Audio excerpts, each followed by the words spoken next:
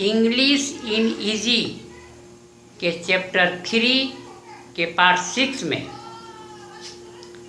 हमने प्रश्नवाचक वाक्यों के संबंध में जाना। उन वाक्यों के संबंध में जो वर्तमान काल में थे। अब एक नज़र डालते हैं भूतकाल के वाक्यों पर।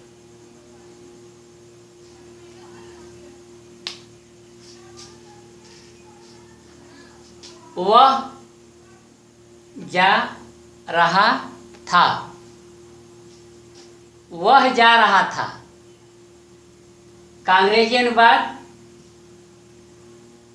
He was going. वह जा रहा था, ही वॉज गोइंग। सरल वाक्य, अफर्मेटिव सेंटेंस। अब इसका प्रश्नवाचक रूप लेते हैं। क्या वह जा रहा था?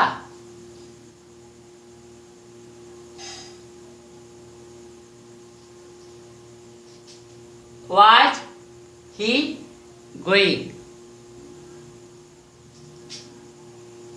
जो नियम वर्तमान काल में लागू थे वही नियम भूतकाल पर भी लागू होंगे।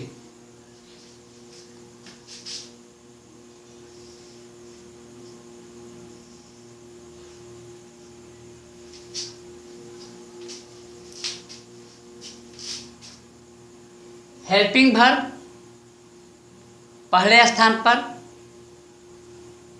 सब्जेक्ट अर्थात कर्ता दूसरे स्थान पर, शेष अपने जगह पर रहेंगे। यही नियम हर जगह लागू होता है। जिन वाक्यों का जवाब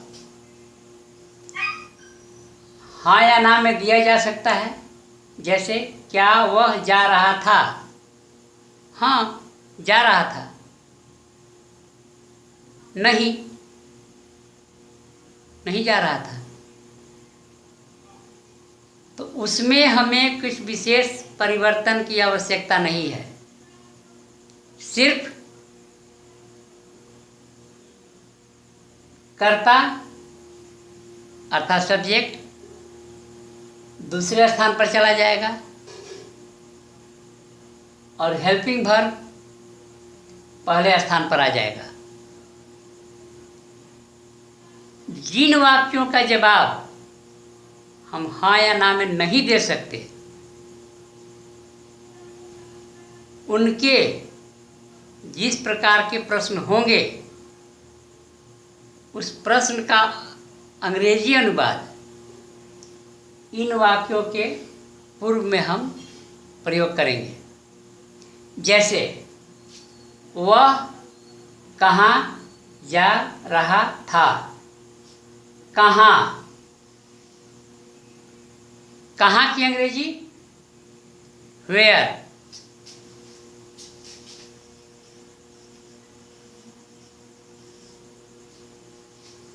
वेयर वाज ही गोइंग? वह क्यों जा रहा था?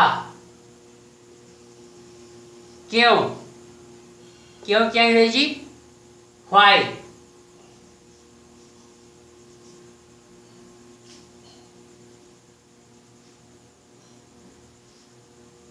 वह कैसे जा रहा था?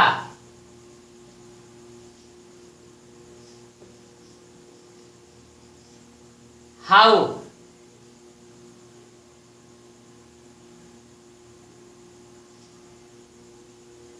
वह कब जा रहा था?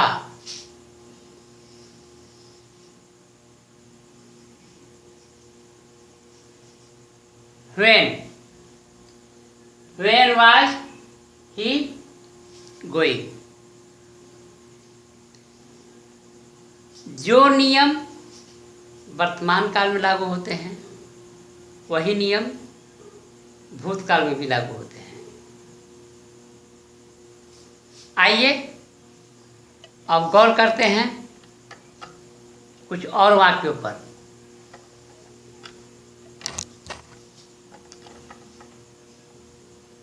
वह जा चुका था।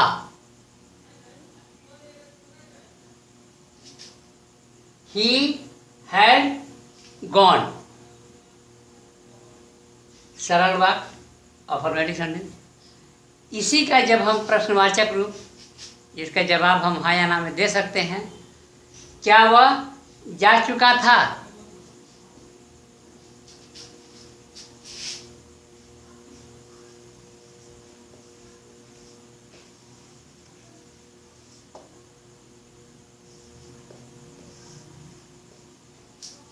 Had he gone? जिसका जवाब हम हाँ या ना में नहीं दे सकते। वह कहाँ जा चुका था? कहाँ की अंग्रेजी वेयर हैड ही गॉन। क्यों? Why had he gone? कैसे? How had he gone? कब? When had he gone?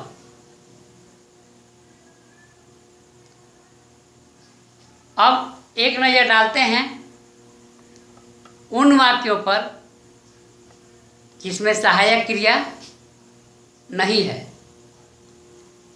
ये बताना आवश्यक है कि इसमें भी तीसरे स्थान पर कर्ता अर्थात सब्जेक्ट है। इसमें भी एक और उदाहरण दिखाते हैं जिसमें कि हेल्पिंग वर्ब नहीं है। ता है बिन नौकर का आता। He went. वह जाता था। ता है बिन नौकर का आता। इसमें सहायक क्रिया वाज या वेयर नहीं है। ऐसी स्थिति में हम क्या करेंगे?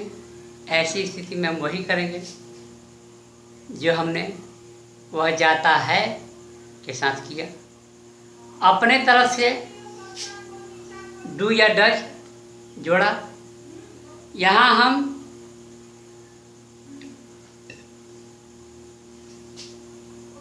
डू का दूसरा रूप डिड का हम प्रयोग करेंगे। साथ ही वेंट जो कि क्रिया का दूसरा रूप है, ये अपने पहले रूप में आ जाएगा। क्रिया अपने पहले रूप में आ जाएगी, जबकि डू का दूसरा रूप डिड का यहाँ प्रयोग होगा। देखते हैं।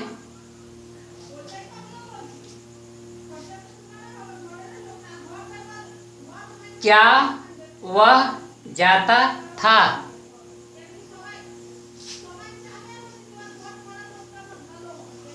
डिड ही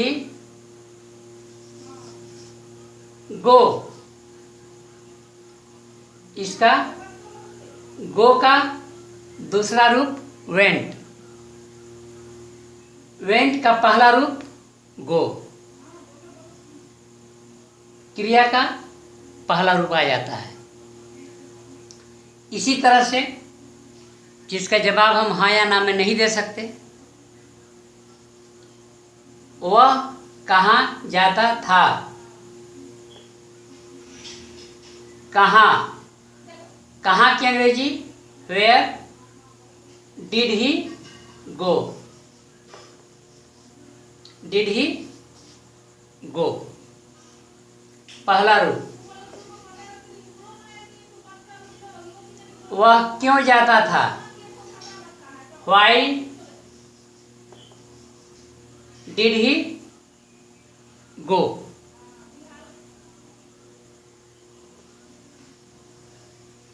वह कैसे जाता था, how did he go.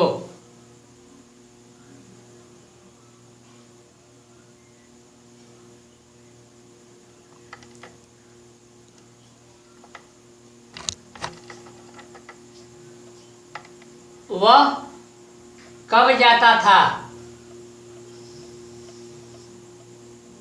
when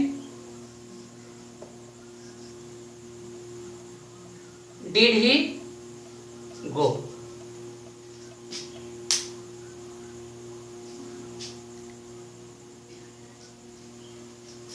ही तीसरे स्थान पर। डिड का प्रयोग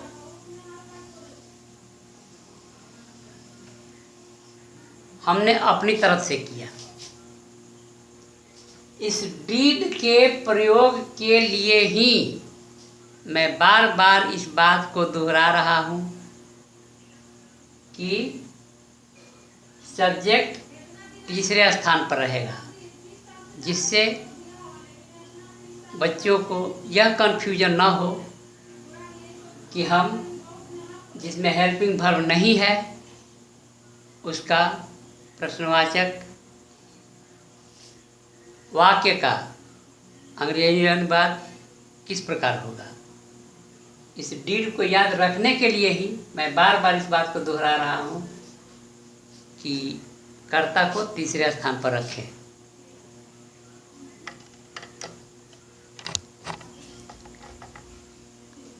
आज के लिए बस इतना ही। मिलते हैं नेक्स्ट क्लास में, और चाहूँगा कि चैनल को सब्सक्राइब कर लें, जिससे आपको भविष्य में नोटिफिकेशन मिलता रहे।